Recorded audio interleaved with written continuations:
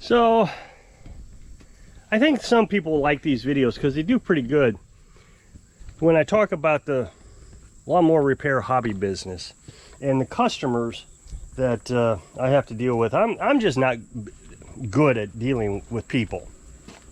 So, you know, I don't mind working on lawnmowers, and that's since the bulk of the job is working on lawnmowers. I try to deal with the customers as much as possible, but man, it's incredible, the difficulties. So I'm not really sure where I want to start with this, but I think what I'm going to start with is this morning I had a fella call me. I swapped an engine on his lawnmower, and I told you about that yesterday. Took an engine off another mower, put it on that one. I only charged him $25 labor because I didn't want a warranty, you know, give a warranty on it. And, you know, if it turns out it doesn't work for whatever reason, I can just give him the money back and it won't be a big loss. I didn't have to put any money into it. So he calls me today. See, he lives in Kansas City. He's got a second house out here. So he calls me today and says, hey, I got a friend that lives in Kansas City that is at the lake right now, and I was wondering, would you mind taking my lawnmower over to her, putting it in her vehicle, and then she can bring it to me. She'll pay you. And I said, no, I just don't feel comfortable doing that. And I explained why. And here's why. About a month and a half ago, woman brings, let me back that up. I want to be very accurate on this. A woman calls me and says, I have a walk-behind weed trimmer and a push mower. Both, the push mower won't start, and the walk-behind needs a little plastic piece. And she even supplied the plastic piece. I'm trying to watch the dog down here. She's walking, and I don't know, maybe she's going to the bathroom. So they bring the equipment over. I work on the lawnmower, easy fix, clean the carburetors, plastic carburetors, Walmart lawnmower. Then I start working on the walk behind, and the thing is just completely seized, rusted, frozen. So I ended up having to buy a whole new trimmer head is what it was. I mean, the whole assembly. And it was $65. Because it was rusted, and pieces of the rust were falling off in clumps, if that makes sense. Like you pulled something out of the lake and it's just clumpy rust is falling off of it. So I call her up and tell her I'm going to replace the whole head. She says fine. So the people who, I don't know if I mentioned this, the people, I guess I didn't mention it. She had some friends who dropped it off. Fine. So they dropped it off. Well, they came by and picked it up when it was done. No problem. They paid me. Off they went. Well, a few weeks later, that couple who dropped off the mowers bring their mowers over to me. Now, I told you about this story. He brings two push mowers. One, the deck is completely rotted out. It's falling down, and he says, I need you to clean the carburetor on this one. Well, it was, 35, 40 years old. And I said, nah, that one's too old. I don't want to work on that. And so he pulls out another mower, and it's a newer mower. And he says, well, can you work on this one? He said, yeah, I can work on that one. He said, now go ahead and work on that one also. And I said, no, I don't want to work on it. Well, then he starts talking about this one again, the newer mower. And then he comes back and says, I need you to work on that one. And I said, no, sir, that's it. That's the third time you've said it. And I said, no, all three times. I'm not working on either one of them. So I picked the mowers back up, put them in his truck, tie him down, shake his hand. I need an effing mower. Now, I've told you this story before. So they leave. Well,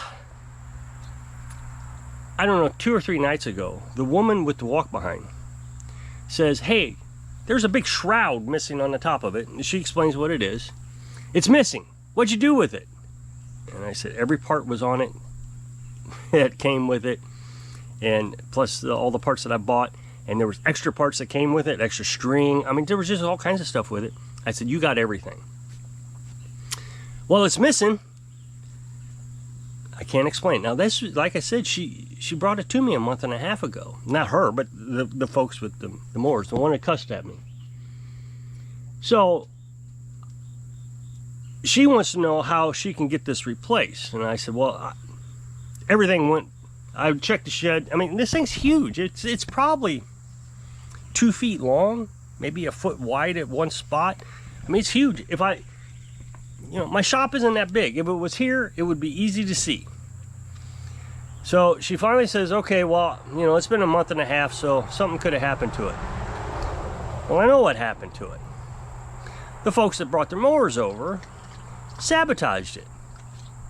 And they brought it over a few nights ago. You know, it's probably been sitting in their garage ever since they picked it up.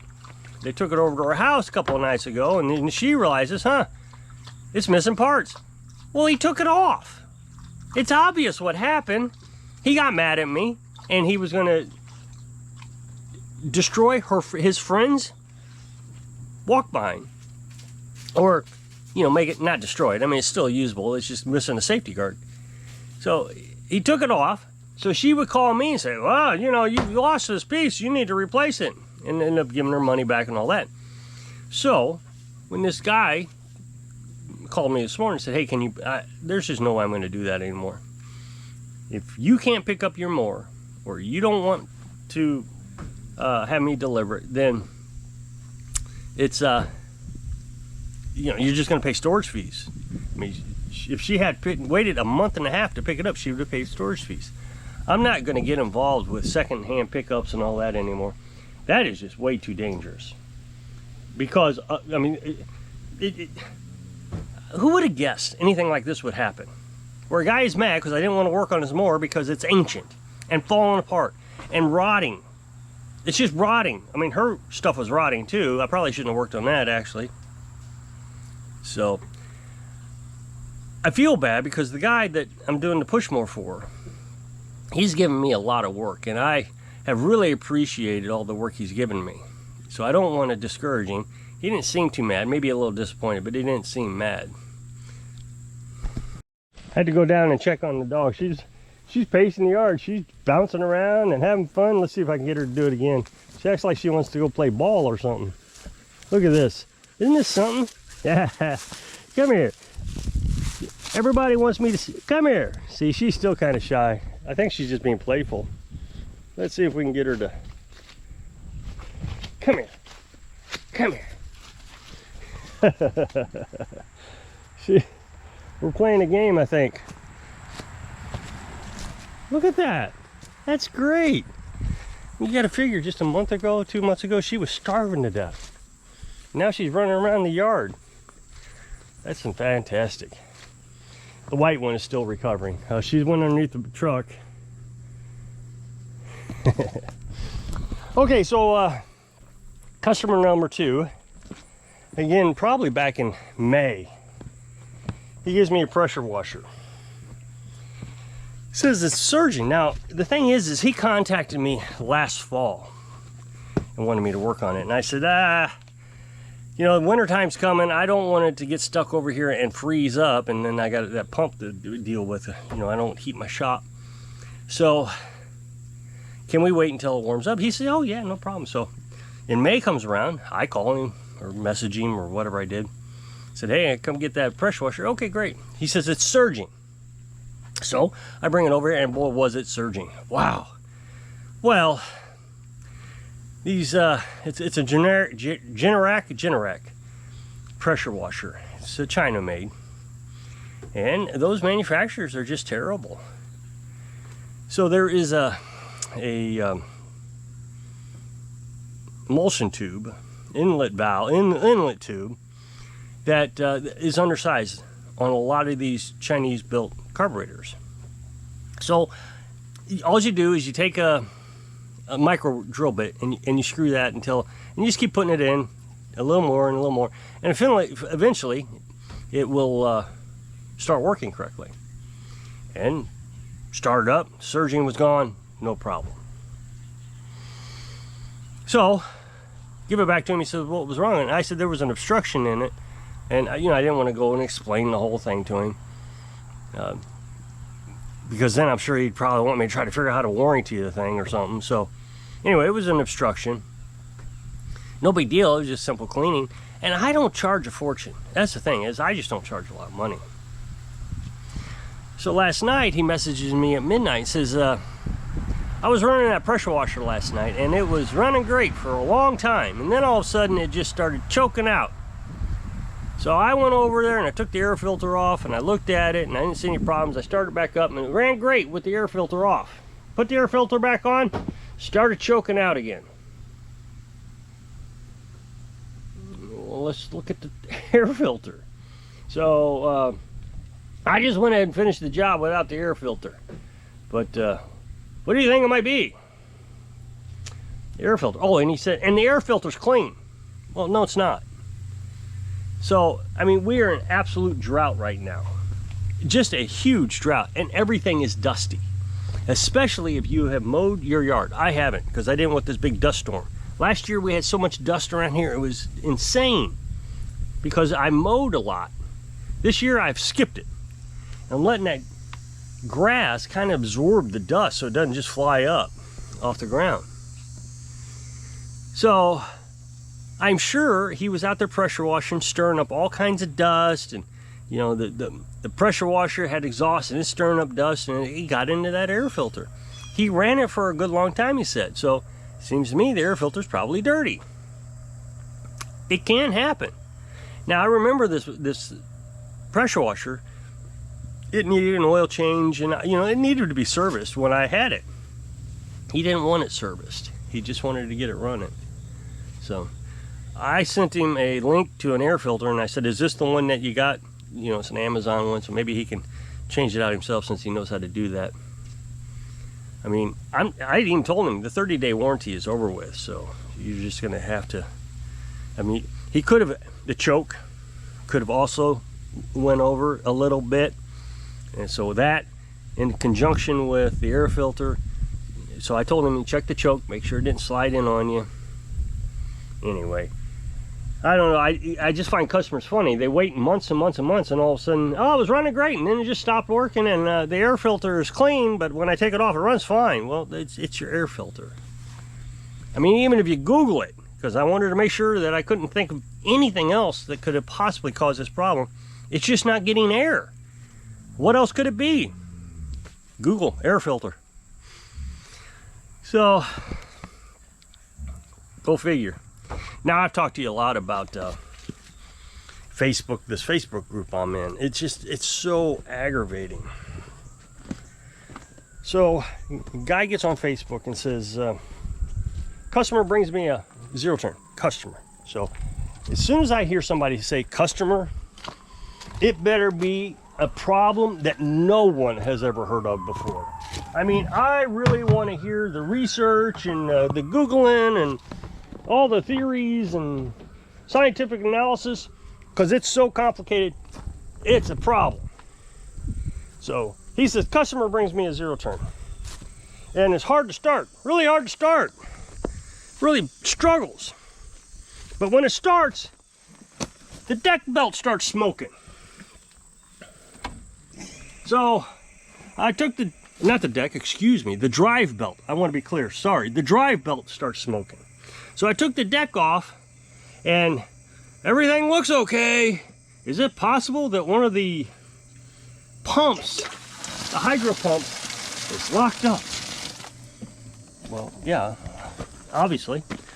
Something's locked up. It could be a pulley, an idle pulley, it could be anything.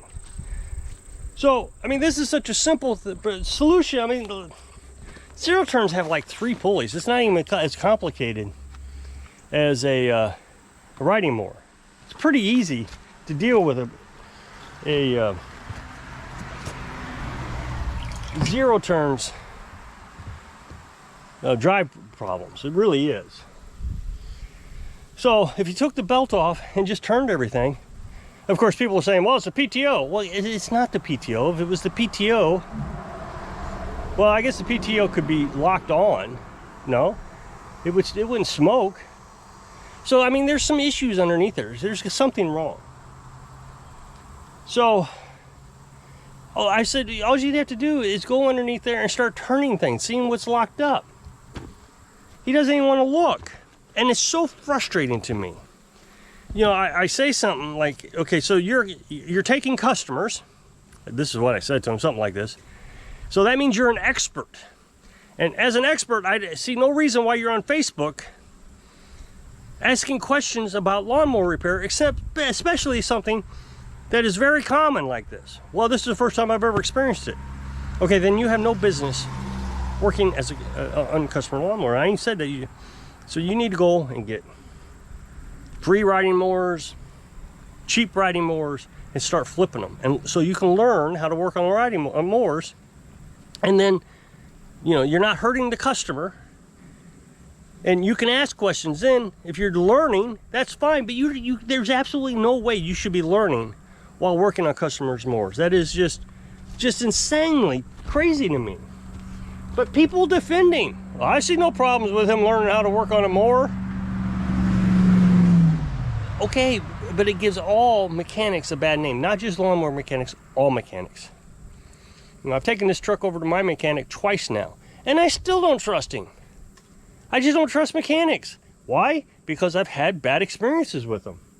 It takes a long time for a mechanic to gain trust.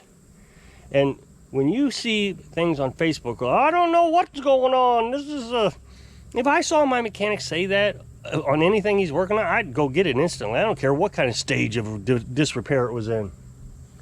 So, well, I'm going to jump off of here. So if you'll click this up next box, take the video over to my other channel. Really appreciate it. Go check it out.